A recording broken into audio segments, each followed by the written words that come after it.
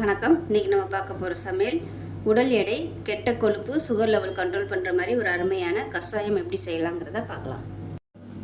இப்போ ஒரு பேன் எடுத்துக்கலாம். இதில் வந்து நல்லா ஒரு 250 ml அளவுக்கு தண்ணி சேர்த்துக்கலாம். அதாவது 2 டம்ளர் அளவுக்கு தண்ணி சேர்த்துக்கலாம்.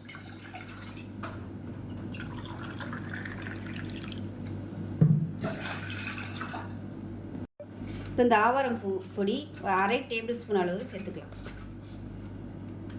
1/2 டேபிள் ஸ்பூனுக்கு சேர்த்துக்கலாம். இப்போ அடுத்ததாக நம்ம சேர்க்க போகிறது நெல்லிக்காய் பொடி. இதுவும் கடைகளில் வந்து அவைலபிளாகவே கிடைக்கிது. இதுவும் ஒரு 1/2 டேபிள் ஸ்பூன் சேர்த்துக்கலாம். இது கூடவே 1/2 டேபிள் ஸ்பூன் கொத்தமல்லி, அதாவது தனியா விதை, அதே மாதிரி 1/4 டேபிள் ஸ்பூன் மிளகு, 1/4 டேபிள் ஸ்பூன் சீரகம், 1/4 டேபிள் ஸ்பூன் சோம்பு,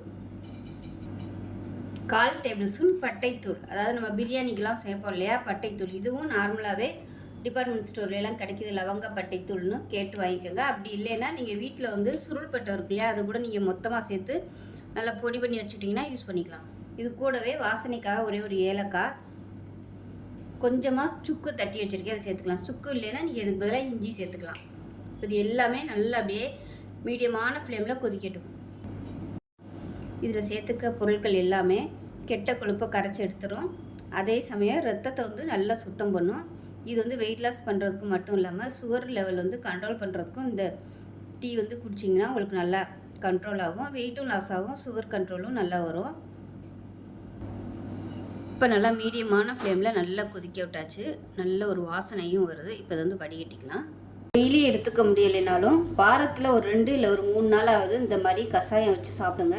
உடம்புல உள்ள வந்து கெட்ட கொழுப்பு எல்லாமே கரைஞ்சி வந்துடும். கெட்ட கொழுப்பு வந்து சேர விடாது.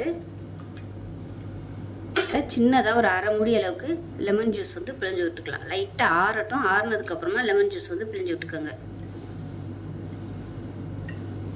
இது வந்து நம்ம சேர்த்துருக்க பொருட்கள் எல்லாமே உடம்புல வந்து அப்சர்வ் பண்ணுறதுக்காக இந்த லெமன் ஜூஸ் வந்து நம்ம சேர்க்குறோம்.